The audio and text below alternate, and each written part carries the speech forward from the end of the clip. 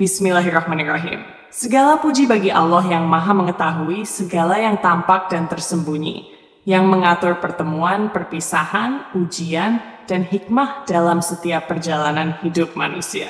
Sholawat serta salam semoga senantiasa tercurah kepada junjungan kita Nabi Muhammad Shallallahu Alaihi Wasallam beserta keluarga, sahabat, dan seluruh pengikutnya hingga akhir zaman. Sahabat sekalian, kisah yang akan kita dengarkan ini bukan sekadar cerita, melainkan perjalanan batin, ujian keimanan, dan pelajaran tentang tawakal, zikir, serta pertolongan Allah yang datang pada waktu yang tidak pernah kita sangka. Sebelum melanjutkan kisahnya, jangan lupa untuk like, comment, share, dan subscribe agar kisah-kisah penuh hikmah ini bisa terus sampai dan menjadi manfaat bagi lebih banyak hati yang sedang mencari jalan pulang kepada Allah. Baiklah sahabat, kita lanjutkan kembali kisahnya. Kisah perjalanan Sang Kiai, bagian 60. Dalam dunia ini, semua sudah digariskan. Dan jodoh pertemuan itu kadangkala seseorang sudah lama bersama runtang-runtung. Tapi kadang antara yang satu tidak bisa mengambil manfaat dari yang lain, karena secara tertulis di Lauhil Mahfudz keduanya tidak dijodohnya untuk saling mengambil manfaat dari yang lain. Tapi kadang juga yang baru sekali bertemu, kemudian Allah menghendaki kepada keduanya untuk saling bisa memberi manfaat, walau tak banyak pembicaraan terucap dalam pertemuan, dan tak banyak pekerjaan dijalankan bersama. Itu mungkin bisa saja terjadi pada siapa saja dan dimanapun juga, tanpa harus diawali perencanaan atau disertai suatu kisah terlebih dahulu. Yang jelas, segala kejadian yang telah terjadi, kejadian itu bernilai atau tidak, itu tergantung kita mampu tidak mengambil pelajaran di dalamnya. Dan kejadian itu akan mendewasakan kita dalam berpikir dan lebih bijak mengambil keputusan. Kisah ini baru Minggu Kliwon kemarin, sebelum bulan puasa Ramadan. Sebenarnya kisah ini berawal dari seorang lelaki yang mengikuti pengajian di majelis zikirku. Sebagaimana biasa, tiap yang mengikuti majelis zikirku, kebanyakan tiap selesai zikir, maka pada meminta amalan. Dan begitu juga lelaki itu yang bernama Arifuddin, dia meminta amalan dariku lalu ku beri. Sebagaimana biasa selesai meminta amalan, ku jelaskan cara menjalankan amalan zikirnya dan menjalankan lelakunya. Entah sengaja atau tidak, pas lelaki itu meminta amalan aku mengatakan, mungkin sebentar lagi dia akan mengalami kecelakaan. Setelah mengamalkan amalan dariku, tapi insya Allah tak apa-apa kataku. Dan ternyata setelah menjalankan amaliyah, kejadiannya benar-benar terjadi. Arifuddin mengalami kecelakaan pas di sebuah tikungan, sedang dia mengendarai motor, motornya ditabrak motor lain, pas di tengahnya. Arifuddin terpental ke aspal, dan anehnya, dia sama sekali tak lecet sedikit pun. Sedang yang menabrak sampai luka sangat parah. Malah selesai kecelakaan dia datang ke rumahku untuk menceritakan pengalamannya itu. Tentu saja, kejadian itu membuat Arifuddin makin yakin dengan ikut zikir aktif di majelisku. Dan bukan itu saja, ibunya yang tinggal di lain kabupaten dengan majelisku, dimintanya juga ikut pengajian zikir di majelisku. Dan kemantapan itu pun dirasakan oleh ibunya. Ibunya Arifuddin juga punya anak perempuan yang tinggal di Jakarta. Dan di saat-saat terakhir, dia selalu mimpi buruk. Dia mimpi anak perempuannya itu diikat dengan rantai oleh seorang lelaki tua, sehingga anak perempuannya itu tak bisa apa-apa, hanya menggeleng-gelengkan kepalanya. Dia sangat khawatir dengan mimpinya itu, maka dia menghubungi anak perempuannya yang ada di Jakarta. Jangan-jangan telah terjadi apa-apa yang tidak diinginkan. Tapi anak perempuannya yang bernama Aisyah itu tak mau cerita tentang apa yang terjadi. Sementara Aisyah sendiri sebenarnya selama setahun ini telah mengalami hal yang dia sendiri tak mengerti. Dia jadi begitu malas menjalankan sholat, dia malas mengaji, dia malas menjalankan ibadah, bahkan dia merasa benci bila melihat suaminya. Tapi Aisyah sendiri tak tahu kenapa dia sampai menjadi seperti itu. Sampai akhir-akhir ini dia muntah darah dan cepat-cepat dia periksakan diri ke dokter. Tapi setelah diperiksa, ternyata sama sekali tak ditemukan penyakit di dalam tubuhnya. Sehingga membuat Aisyah dan suaminya bingung. Seharusnya kalau sampai muntah darah pastilah ada penyakit di dalam tubuhnya. Tapi ternyata menurut dokter Aisyah sehat-sehat saja. Sampai ibunya menelponnya untuk mengikuti pengajian zikir di majelisku. Cobalah Ais, kamu ikut pengajian di tempat yang kakakmu ikut pengajian. Kakakmu saja setelah ikut pengajian di sana, kecelakaan saja dia tak lecet, kata ibunya di telepon. Tapi aku sibuk di Jakarta, Bu. Mana Pekalongan Jakarta jauh, dan aku tak bisa meninggalkan pekerjaan. Jawab Aisyah, ya disempatkanlah Is, ya ikut sekali atau bagaimana? Kamu kan masih muda, ibu sih sudah tua, kamu masih banyak perjalanan yang harus dilewati, jadi masih butuh banyak bekal, kata ibunya. Iya deh, nanti ku usahakan datang, jawab Aisyah setelah didesak ibunya.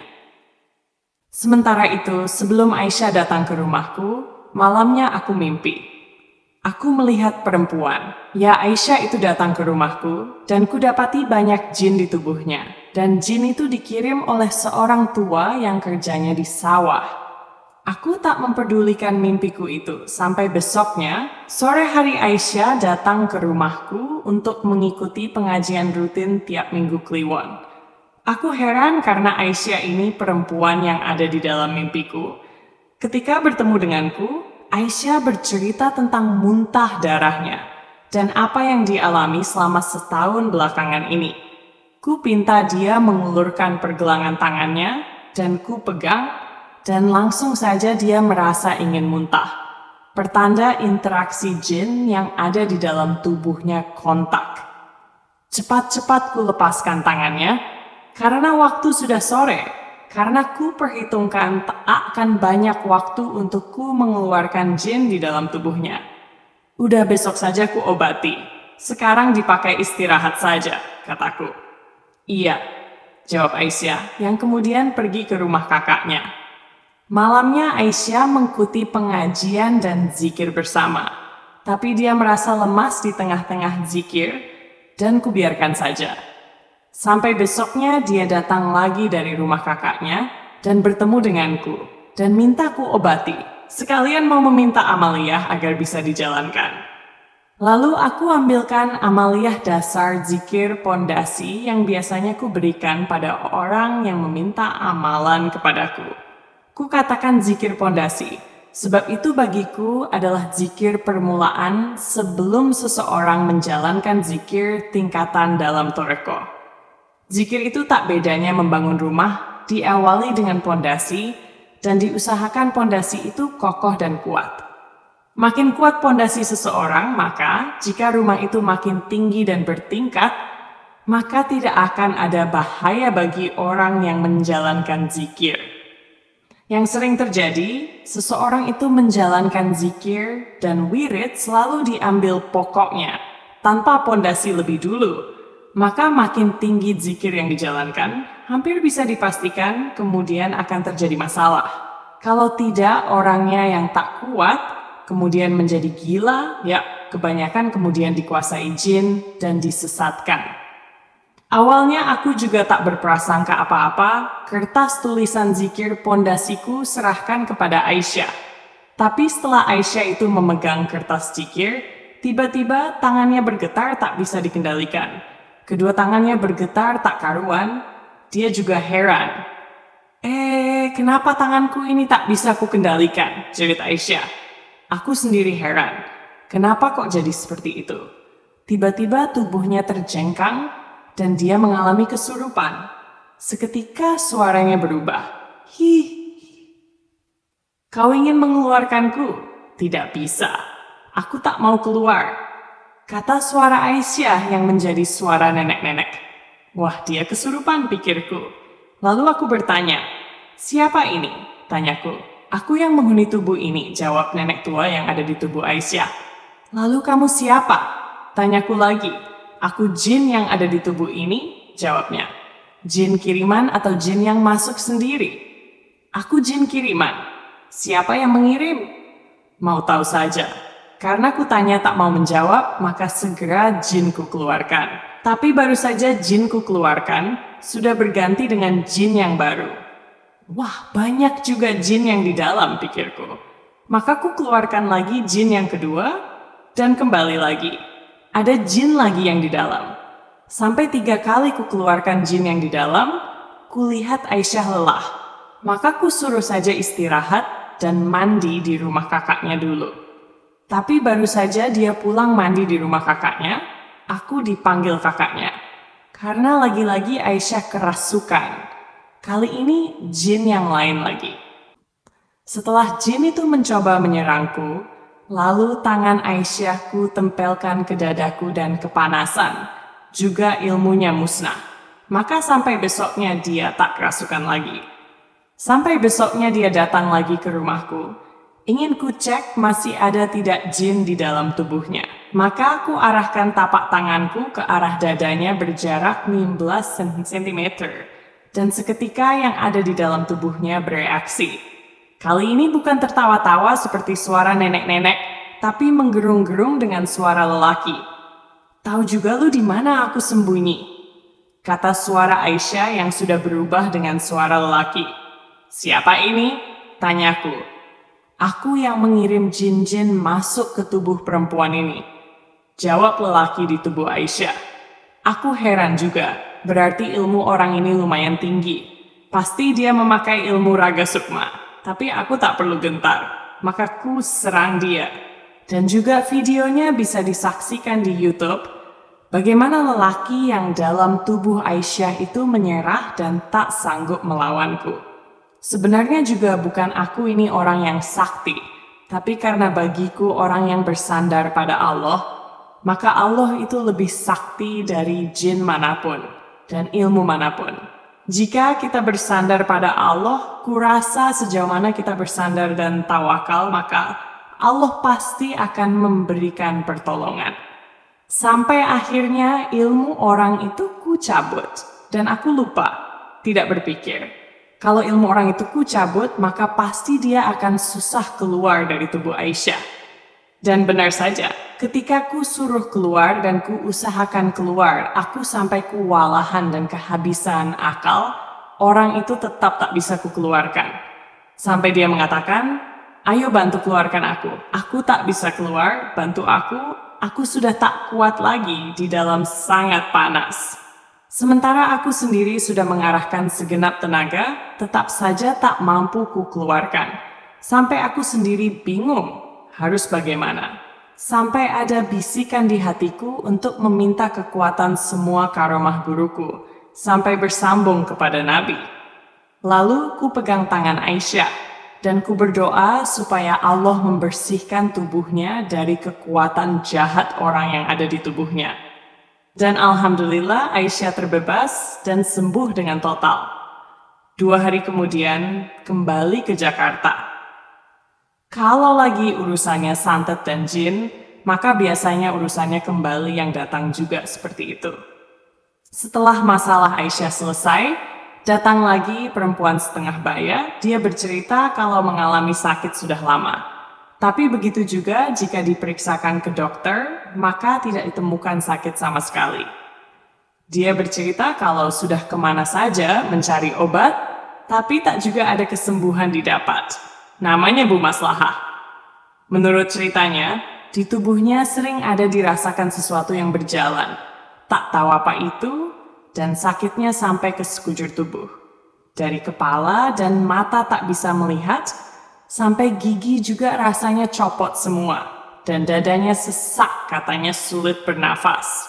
Juga jika berdiri kemudian limbung, dan yang aneh di bagian-bagian kulitnya ada bundaran selebar gelas menghitam, dan gatalnya minta ampun. Ku coba pegang pergelangan tangannya, dia langsung ingin muntah. Wah, kayaknya seperti penyakitnya Aisyah, pikirku. Tapi setelah ku coba deteksi, aneh tak kurasakan getaran apa-apa. Juga dia tidak mau muntah lagi. Cuma tubuhnya merasa kepanasan. Dan yang aneh, setengah jam kemudian di pergelangan tanganku ada warna hitam, sebesar kelereng. Aku heran dan ku pegang rasanya nyeri. Masalah hanya ku beri air, dan alhamdulillah besoknya dia SMS katanya penyakitnya sudah tak dirasakan lagi, dan tubuhnya sudah enakan. Tapi 2 hari kemudian dia datang lagi, katanya penyakitnya dirasakan lagi, dan ku coba beri air lagi. Belum tahu bagaimana perkembangannya selanjutnya.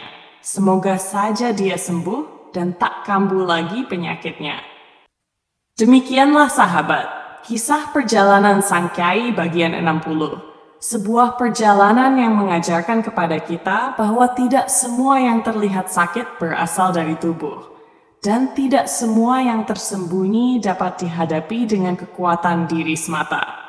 Dalam setiap ujian, Allah selalu menyertakan jalan keluar bagi hambanya yang bersandar, bertawakal, dan tidak menggantungkan diri pada kekuatan selain pertolongannya. Semoga kisah ini menjadi pelajaran, menambah kewaspadaan, memperkuat iman, serta mengingatkan kita untuk selalu menjaga zikir dan membersihkan hati. Dan insya Allah pada bagian berikutnya akan kita lanjutkan kembali kisah perjalanan yang penuh hikmah ini.